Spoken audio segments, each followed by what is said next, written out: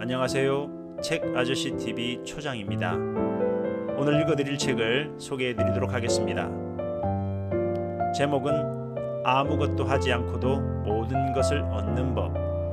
부제는 매일매일이 인생 최고의 날이 되는 9가지 방법입니다. 저자는 닐 파스리차이고요. 이분은 하버드 경영대학교를 졸업하시고 역대 가장 유명한 테드 강연자로 활동하고 계십니다. 번역은 송선인 님이시고요. 출판사는 나무엽 의자입니다. 그리고 2019년에 출간이 되었습니다. 저자는 행복해지는 법에 관해서 일반적인 삶의 철학이나 우화를 뛰어넘는 실제 연구 결과에 입각한 과학적이고 검증된 자료들을 제시하고 있습니다. 그럼 책 속으로 함께 들어가 보시겠습니다. 우리가 어린 시절부터 배운 행복 모델은 사실 시대에 완전히 뒤떨어진다.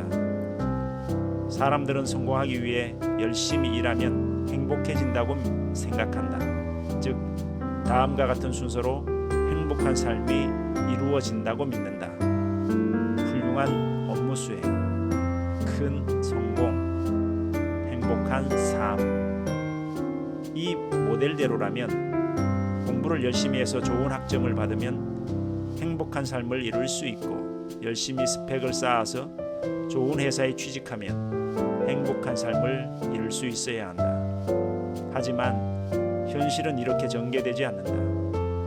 이러한 행복 모델은 존재하지 않는다. 업무를 훌륭히 수행하고 큰 성공을 이뤘을 때 우리는 또 다른 더 높은 목표를 설정할 뿐이다. 그 다음 더 높아진 수준의 목표를 이루기 위해 더 열심히 노력해야 한다. 이런 식으로 영원히 행복에 도달할 수 없다. 행복은 점점 더 멀어지기만 할 뿐이다. 위의 공식에서 마지막에 있는 행복한 삶을 뚝 떼어 맨 앞으로 보내면 어떻게 될까? 행복한 삶, 훌륭한 업무 수행, 큰 성공. 이제 모든 것이 바뀐다. 정말 모든 것이 변한다. 행복해지는 것을 시작으로 하면 우선 기분이 좋아진다. 밝아진다. 더욱 열심히 일하고 협력하게 된다. 즐거운 마음으로 일을 하기 때문에 결국 훌륭한 성과를 얻는다. 업무를 훌륭히 해내면 무엇이 따를까? 큰 성공이다. 엄청난 성취감과 함께 결과적으로 학위를 따거나 승진을 하게 되며 주위 사람들은 당신을 자랑스러워하게 된다. 그렇다면 행복해지기 위해 첫 번째로 반드시 해야 할 일은 무엇일까? 그것은 행복해지는 것이다. 일단 행복이 우선이다. 심리학자이자 철학자인 윌리엄 제임스는 이렇게 말한다. 삶의 태도를 바꾸면 사람의 인생이 바뀐다는 사실은 전 세대를 통틀어 가장 위대한 발견이다. 행복의 특권의 저자 숀 아츠는 다음과 같이 말한다. 현실이 반드시 우리를 변화시키는 것이 아니라 우리의 뇌가 세상을 바라보는 방식을 통해 현실이 변한다. 우리의 뇌는 너무나 자주 부정적인 것들에 집중한다.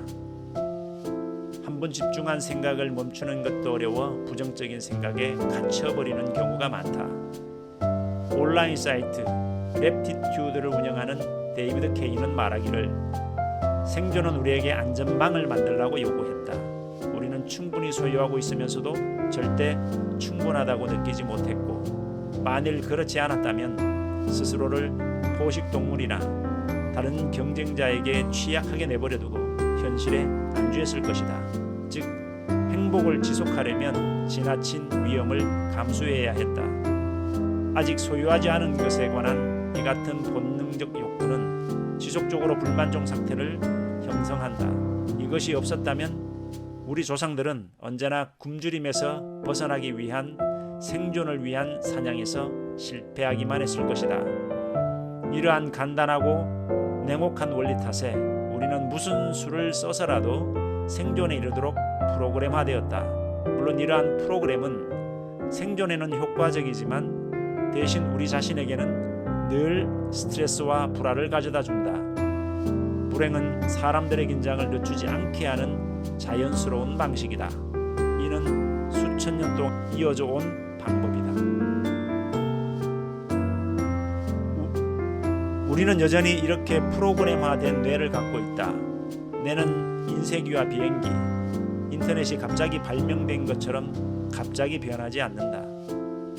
우리의 뇌는 좋은 성과를 개선하기보다 문제를 찾고 문제를 발견하고 문제를 개선하는 것에 익숙해져 있다.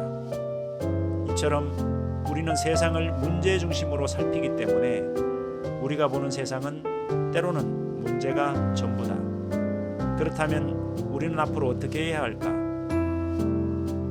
월트 휘트먼은 늘 태양 쪽을 바라보면 그림자가 당신을 뒤따라올 것이다 라고 했고, 월마트 창업자 샘 월트는 책 저자의 아내에게 쓴 편지에서 인생을 오래 살아갈수록 태도가 인생에 미치는 영향력을 더욱 깨닫게 된다.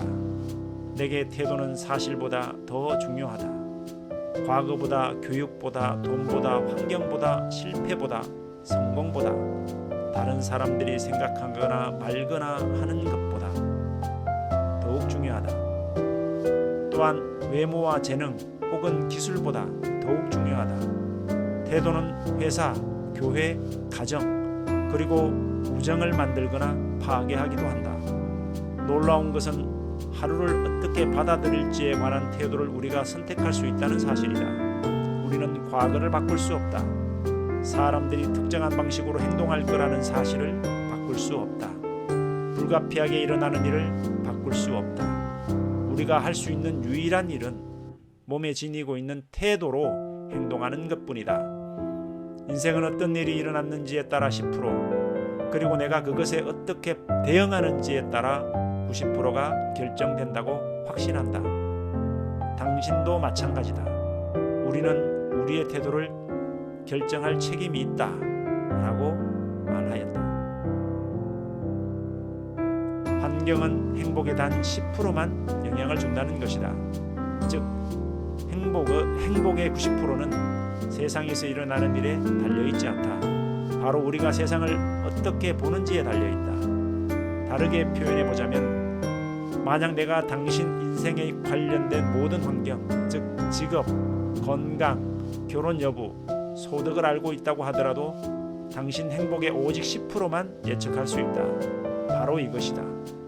행복을 구성하는 나머지 수치는 외부 세계에 의한 것이 아니라 당신의 뇌가 처리하는 방식에 의해 결정된다. 나는 수백만 건의 연구 결과를 샅샅이 살펴 당신의 뇌를 행복하게 훈련시켜줄 7가지 대표적 방법을 찾았다.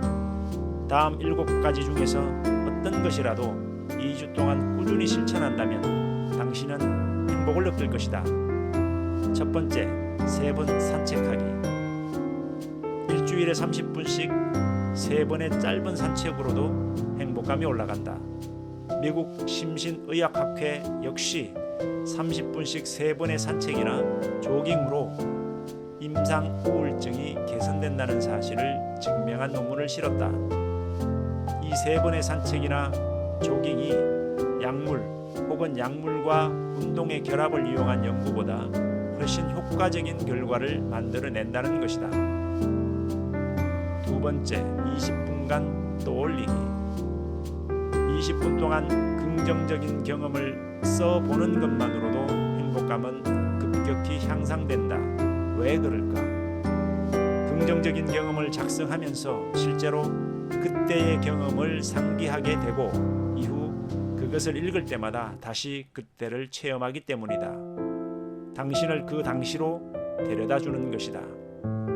세 번째, 무작위로 친절한 행동하기. 일주일에 5번까지 친절한 행동을 무작위로 실행하면 행복감이 엄청나게 높아진다. 심리학 교수 마틴 셀리그만은 저서 플러리시에서 과학자들은 친절한 행동을 하는 것이 지금껏 실험해왔던 어떤 행복 연습보다 행복의 순간적인 증가가 가장 높게 나타난다는 사실을 발견했다고 전했다. 네 번째, 완전히 게을러지기. 캔자스 주립대학에서 진행한 연구에서 이를 마친 뒤에 완전한 휴식이 다음 날을 위한 재충전에 도움을 준다는 것을 알아냈다. 저녁 시간 이후에는 핸드폰 전원을 끄고 휴가 중에는 인터넷을 사용하지 말자. 5번째, 강하게 몰입하기. 몰입의 대가 미하이 칙센트미하이는 몰입의 순간을 행위 자체를 위해 완전히 몰두한다. 자신이 서서히 사라진다. 시간이 쏜살같이 흐른다. 모든 행동과 움직임, 생각이 마치 재즈를 듣는 것처럼 필연적으로 전 단계에서 다음으로 흐른다. 온전한 자신 자체에 몰두하면서 할 수 있는 한 최대로 기술을 이용한다고 표현한다. 6번째, 2분간 명상하기. 매사추세츠 종합병원 연구팀은 사람들이 마음챙김 명상 광자에 참여하기 전과 후 뇌 스캔을 관찰한 결과를 게재했다. 어떤 일이 일어났을까? 광자에 참여한 후 연민과 자기 인식에 관련된 뇌 부위는 늘어난 반면 스트레스에 관련된 뇌 부위는 줄어들었다. 명상은 행복 수준을 올리기 위해 당신의 뇌를 영구적으로 변화시킬 수 있다고 한다. 7번째, 감사한 일 5가지 떠올리기. 지난 2003년 심리학자 에몬스와 클러프는 학생들에게 지난 10주간 일어났던 일 중 감사한 일 5가지와 귀찮은 일 5가지 혹은 5가지 사건을 적어보라고 했다. 어떤 일이 발생했을까? 5가지의 감사한 일을 작성했던 학생들은 더욱 행복해지고 신체적으로도 건강해졌다. 찰스 디킨스는 이를 다음과 같이 잘 표현했다. 사람들이 조금 갖고 있는 과거의 불행을 떠올리지 말고 모든 사람들이 많이 갖고 있는 현재의 축복을 생각하라. 이것이 바로 지금 당장 행복해질 수 있는 7가지 방법이다. 당신은 이제 우선 행복해지는 것이 중요하다는 사실을 알게 되었을 것이다. 최고가 되었을 때 행복해지는 것이 아니다. 행복해지기 위해 최선을 다해야 행복해진다. 연구에 따르면 일을 해서 얻는 보상의 가치를 소중하게 여기기 시작할 때 우리는 일을 하는 것에 대한 내적 흥미를 잃는다고 한다. 글자 그대로 흥미를 잃는다는 것은 마치 우리가 가진 흥미를 마음속 깊은 곳에서 완전히 잃어버리고 각자의 뇌 밖으로 숨기는 것과 같다. 이는 빛나는 외적 보상을 가장 중심에 놓으면 그것이 우리가 바라는 것의 새로운 목적이 되기 때문이다. 브랜다이스 대학과 보스턴 대학에서 진행한 연구에서는 창의적인 작가 72명을 세 그룹으로 나눠 각각의 그룹에게 시를 쓰게 했다.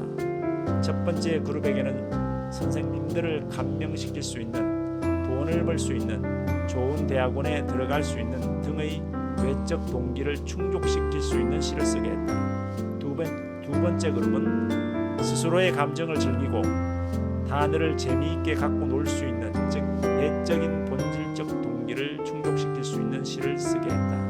그리고 세 번째 그룹에게는 어떤 이유도 부여하지 않았다. 12명의 심사위원이 작품을 평가한 결과 외적 동기로 시를 쓴 그룹의 작품이 가장 낮은 평가를 받았다. 이는 외적 보상, 외적 동기가 내적 흥미, 즉 내적 동기를 죽이는 것이다. 합기도 창시자 우에시바는 이렇게 말했다.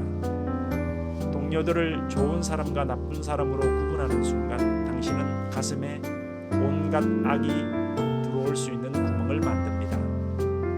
남들을 시험하거나 비난하고 그들과 경쟁하는 것은 스스로를 약하게 합니다. 하루는 붓다가 작은 마을을 방문했다. 그는 브라만이라고도 불리는 종교인 그리스도인이 된 후 자신의 메시지를 전하기 위해 여러 마을을 다니고 있었다.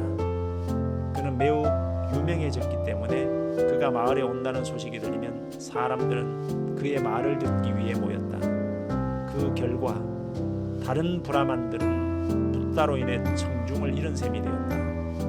붓다에게 매우 화가 난 한 브라만은 붓다가 있는 곳을 알아내 늦은 밤에 찾아갔다. 그는 화를 내며 말했다.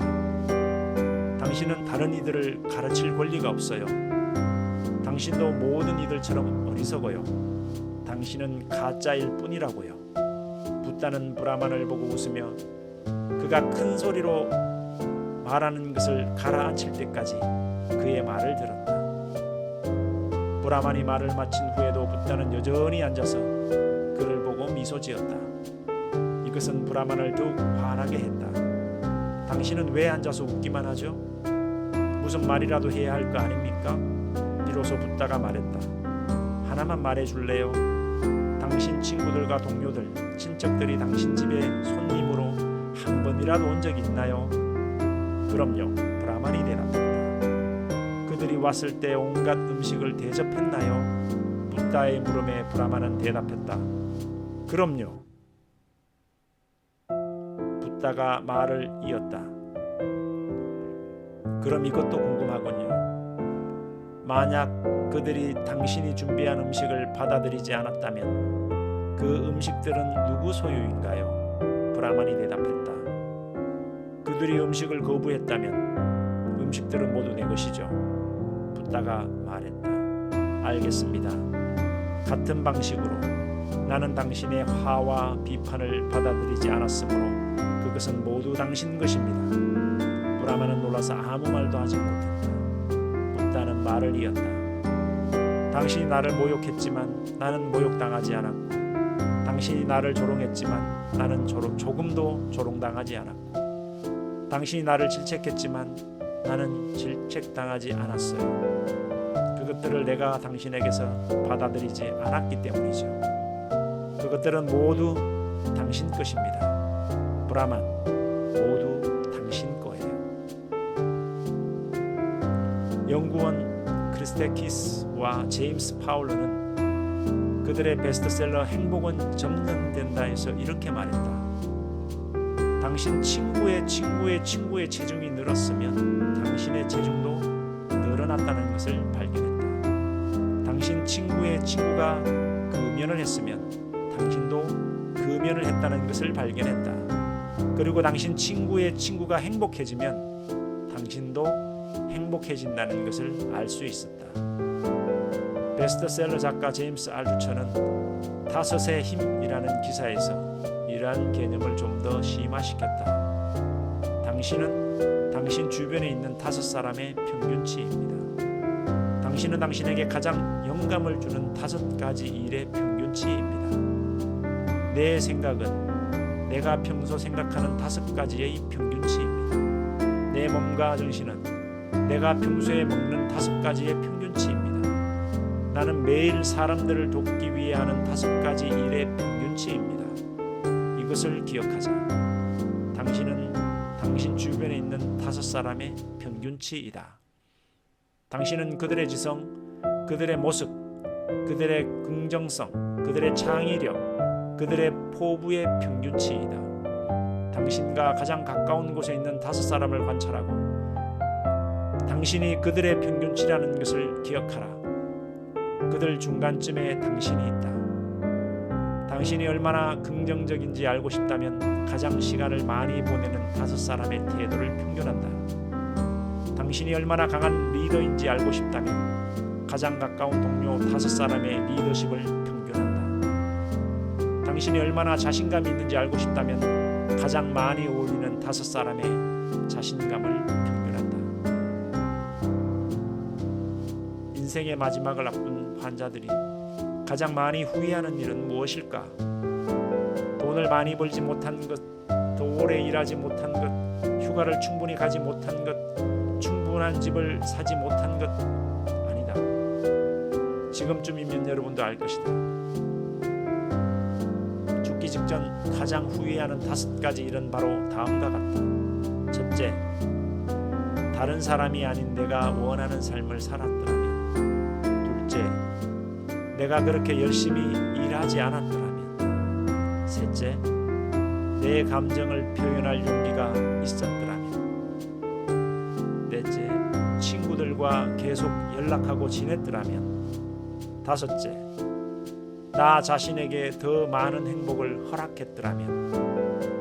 진정한 자신이 되면 인생에서 후회하는 일이 생기지 않는다. 자신에게 솔직해지면 인생에서 후회하는 일이 생기지 않는다. 칼슘과 비타민 D의 추가 섭취는 필요하지 않다. 미국과 캐나다 정부에 운영되는 독립적인 비영리 단체 의학연구소에서 1000건이 넘는 출판물을 연구하고 이 같은 결론을 내렸다. 토론토 스타의 웹사이트에 있는 기사의 헤드라인은 반드시 비타민 D를 섭취해야 한다이다. 연구마다 기사마다 완전히 반대되는 충고를 하고 있다. 바위처럼 단단한 충고, 즉 모든 것에 적용되고 완벽하며 변치 않는 충고는 어디에도 없다. 얼마나 불안한 말인가. 다음은 서로 어긋나는 충고를 보여준다. 수비는 승리를 가져다 준다. 최고의 수비는 공격이다. 유유상종, 끼리끼리 모인다. 반대에 끌린다. 떨어져 있으면 더욱 애틋해진다. 눈에서 멀어지면 마음도 멀어진다. 기다린 사람에게 복이 온다. 일찍 일어나는 새가 벌레를 잡는다. 그렇다면 내 인생 최고의 충고는 무엇일까? 바로 충고를 따르지 마라이다. 답은 당신 안에 있다. 깊이 생각하고 가장 좋은 것을 결정하라. 앞으로 나아가며 행복해져라. 그리고 절대 충고를 따르지 마라.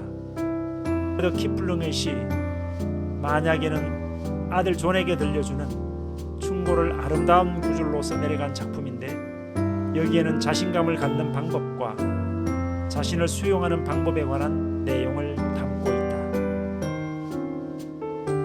사람들이 손해를 입힌 너를 비난해도 침착함을 잃지 않는다면, 모든 사람들이 너를 의심해도 그들의 의심을 생각하지 않고 자신을 신뢰한다면, 기다릴 수 있으며 기다림에 지치지 않고 거짓말에 당하더라도 거짓과 타협하지 않고 미움을 당하더라도 미움에 굴복하지 않는다면, 그리고 겉모습을 지나치게 꾸미지 않고 너무 잘난 척하며 말하지 않는다면, 꿈을 꾸더라도 그 꿈의 노예가 되지 않는다면, 생각하더라도 생각이 너의 목적이 되지 않는다면, 성리와 실패를 만나더라도 두 가면을 그저 똑같이 받아들인다면, 어리석은 자들에게 덫을 놓으려는 악인에 의해 내가 말한 진실이 왜곡되어도 참는다면,